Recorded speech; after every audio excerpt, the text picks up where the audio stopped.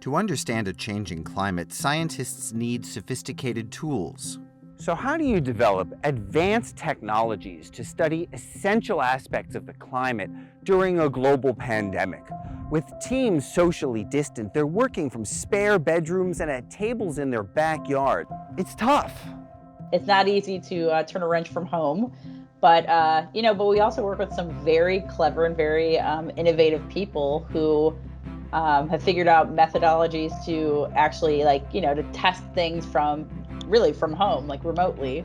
So the longer we're stuck at home and the itchier we are to get back to work, the more creative we can get about finding ways to perform those tests. So we have electrical ground support equipment that we hook up to the networks, the computer networks at Goddard, and we VPN into them, and we can actually turn on power supplies and power up the components from home. What they're powering up is this.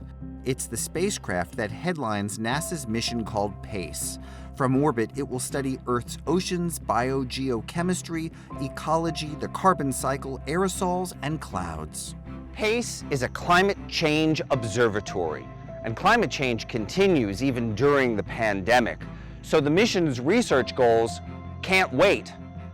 But that said, progress is being made, but not in the way one typically thinks about construction of a satellite observatory. The technological advances are great, and they really do help us, but they're still not as good as a face-to-face.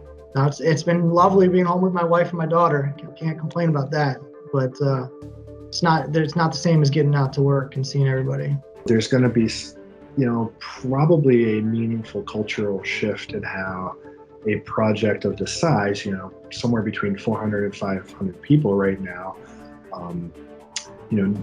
learn how to interact with each other going forward. I don't think meetings will be structured the same way, and that might actually make us more productive. There's that, serendipity that has disappeared, and also the everything has to be planned ahead of time. Nothing beats the personal interaction, especially when you're having to describe the type of engineering, features that we're talking about. It's really hard sometimes to point out small pins that we're that we're referring to.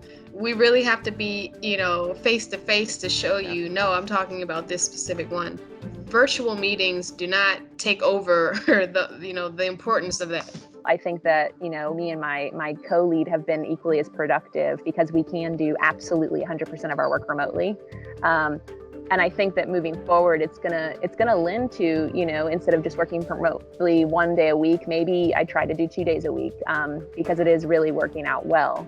Eventually, we will come to a point where we need to get back in there and put things together, the hardware. The team has done, I would say, a Herculean effort. There is a large aspect of a mission that is more than just the hands-on labor, right? So there's a lot of people that are doing that, but there's also a lot of people that have to do paperwork, drawings, work orders, procedures, software development, access to these computer systems for testing. It's just hard, like emotionally, mentally. This is a difficult thing to overcome. True. Space flight and scientific research are all about teamwork, and this is a tough time to be part of a team. But this team knows why this mission matters so much. The biggest uncertainty in our future is our climate.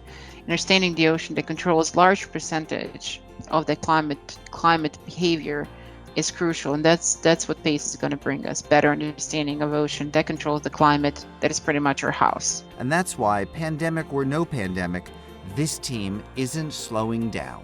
I think it's very challenging to make any of these people stop work, right? It goes so much against our natural desire to just want to build, want to achieve, want to innovate. And I mean, we're creative people. That's why we work at NASA, right?